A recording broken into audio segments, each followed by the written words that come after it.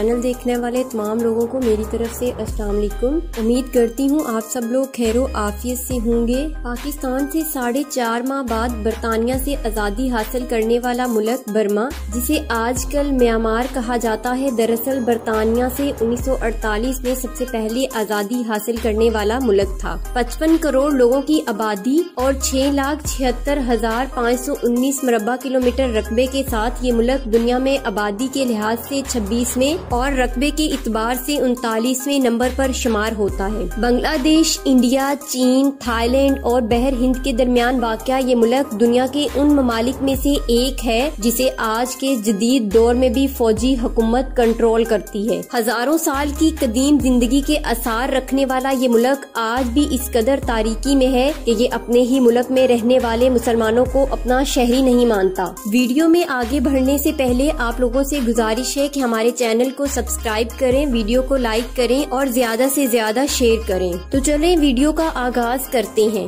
Burma दुनिया के उन चंद ममालिक में से एक है जिन्होंने अपना नाम तब्दील किया हुआ है। बर्मा का जो नाम अंग्रेजों के दौरे हुकूमत में बर्मी लोगों की वजह से बर्मा पड़ गया था, 1999 में तब्दील करके म्यांमार कर दिया गया। शुरू में अक़वाम मुत्तहिदा समेत दुनिया के कई ममालिक ने इस नाम की तब्दीली पर एहतजाज किया। अमेरिका जैसे ममालिक ये समझते थे कि बर्मा की फौजी हुकूमत दरअसल अपने मुल्क का नाम बदलकर दुनिया की नजरों में नए नाम और नए रूप से नजर आना चाहती है, ताकि दुनिया मुसलमानों और अक़लियतों पर किए गए मुजालिम को भूल जाए। लेकिन वक्त गुजरने के साथ साथ म्यांमार बर्मा का नया नाम तो हो गया, लेकिन आज भी अखबारात और किताबों में म्यांमार को बर्मा ही लिखा और पुकारा जाता है। इस मुल्क का मुकम्मल नाम जमहूरिया यूनियन ऑफ म्यांमार है। बर्मा ने न सिर्फ अपने मुल्क का नाम तब्दील किया बल्कि अपने दारुल हुकूमत का नाम भी रंगून से तब्दील करके यंगून कर दिया था। और फिर साल 2005 में एक फौजी परेड की तकरीब के दौरान मुल्क के नए दारुल हुकूमत का नाम सामने आया और तब से एक प्लान शुदा शहर नेपिताओ इस मुल्क का दारुल हुकूमत है। बर्मा का ये नया दारुल हुकूमत दुनिया के अजीब शहरों में से एक है। इस शहर पर अरबों डॉलर की सरमायाकारी है।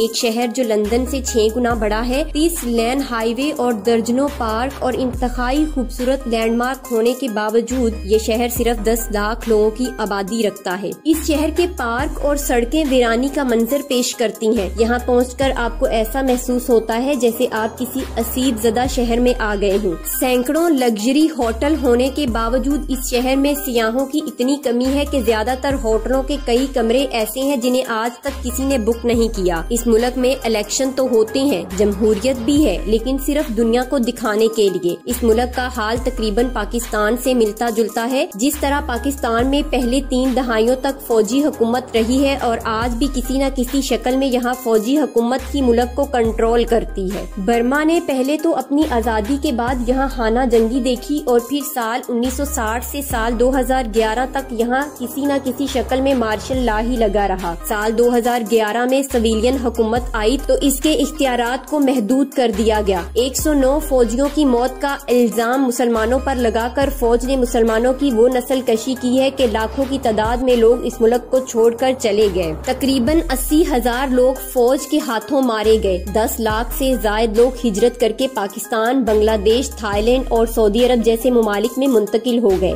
बर्मा की सिविलियन लीडर आंगन सान सूची, जो कि फौजी के इख्तियारात को कम करना चाहती थी और इन लोगों को बर्मा की शहरियत देने के हक में थी, उसको साल 2021 में हटाकर मुकम्मल इख्तियारात फौजी हुकूमत को मुंतकिल कर दिए गए और एक कठपुतली हुकूमत बना दी गई। एक ऐसी हुकूमत जिसको लाने में अवाम के वोट की ताकत नहीं बल्कि डंडे वालों की हमायत शामिल थी। अगर इस मुल्क के मजहब की बात की जाए तो ये दुनिया के उन चंद ममालिक में से एक है जहाँ बुद्ध मत के मानने वाले अक्सरियत में है। इस मुल्क की 99% आबादी बुद्ध मत को फॉलो करती है और यही इस मुल्क का सरकारी मजहब भी है। 6% ईसाई और तकरीबन 5% मुसलमान यहाँ आबाद हैं। ये एक ऐसा मुल्क है जो बुद्ध मत के फरोग के लिए ज्यादा से ज्यादा इक़दामात उठाता है। अपने मजहब के फरोग के लिए इस मुल्क में फरी तालीमी इदारे कायम है। गाँव-गाँव, शहर-शहर इनके मंदिर कायम है जहाँ पर मौजूद बख्शु बुद्ध मत की तबलीग करते हैं। पानीपत की लड़ाई के बाद वजूद में आने वाली मुगलिया सल्तनत के आखिरी बादशाह बहादुर शाह जफर को 1857 की जंगे आजादी के बाद हिंदुस्तान से जलावतन करके बर्मा भेज दिया गया था, जहाँ इन्हें जेल में डाल दिया गया था और कैद की जिंदगी में इन्होंने अपनी जान आफरीन के सुपुर्द कर दी और बर्मा के शहर यंगून में इन्हें दफना दफनाया गया था।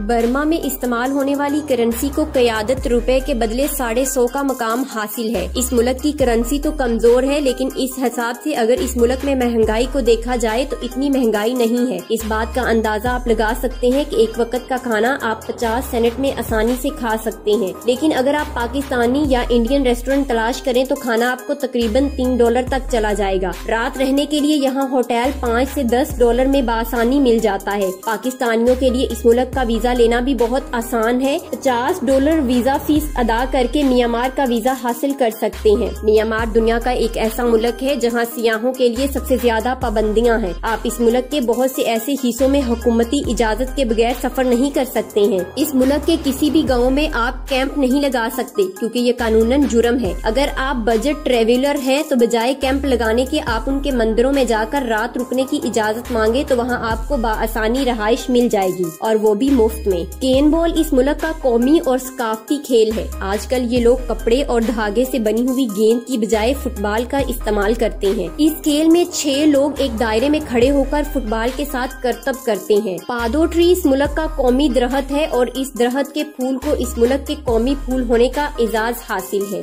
ग्रीन पेकॉक इस मुल्क का कौमी जानवर है और ग्रे पेकॉक को इस मुल्क का कौमी परिंदा तस्वर किया जाता है। इस मुल्क में मर्द हो या औरतें सबसे ज्यादा लोग लुंगी पहनना पसंद करते हैं। इस मुल्क की औसत उम्र 28 से 30 साल है, यानी आप इस मुल्क को जवानों का मुल्क भी कह सकते हैं। लुंगी इनके कल्चर में इस कदर रची बसी है कि आज के जदीद दौर में भी बूढ़े हों या जवान सब बड़े शौक से लुंगी पहनते हैं। इस मुल्क में 8 बड़े दरिया बहते हैं और इन दरियाओं की वजह से ही इस मुल्क की ज़राअत होती है। समंदर के किनारे वाक़या होने की वजह से इस मुल्क के जनूबी साहिल पर तकरीबन 800 छोटे बड़े जजीरे इस मुल्क की मलकियत में हैं। लाइबेरिया और अमेरिका के बाद म्यांमार दुनिया का तीसरा ऐसा मुल्क है जहां आज भी वजन को किलो की बजाय पाउंड और फासले को किलोमीटर की बजाय इंचीज में नापा जाता है। तरबूज, आम, आलू बुखारा, सेब, माल्टा, अंगूर और नारियल इस मुल्क में सबसे ज्यादा पैदा होने और बरामद किए जाने वाले फल हैं। इसके अलावा ये मुल्क काजू, चाय और मसाला जात बरामद करके अपनी आमदनी में इजाफा करता है। इस मुल्क में हुकूमत नहीं है और दूसरा पाबंदियों की वजह से बड़े पैमाने पर कारोबार करना बहुत मुश्किल है। कोई भी काम करना हो या कोई भी लाइसेंस बनवाना हो आपको लाइसेंस देने वाले फौजी अफसरान होंगे, जहाँ लाइसेंस फीस के साथ साथ रिश्वत लेना मामूली बात है। पैसा वाले लोग इन ममालिक का रुख करते हैं जहाँ सरमायाकारी के साथ उन्हें तहफ्फुज़ भी हासिल होता है।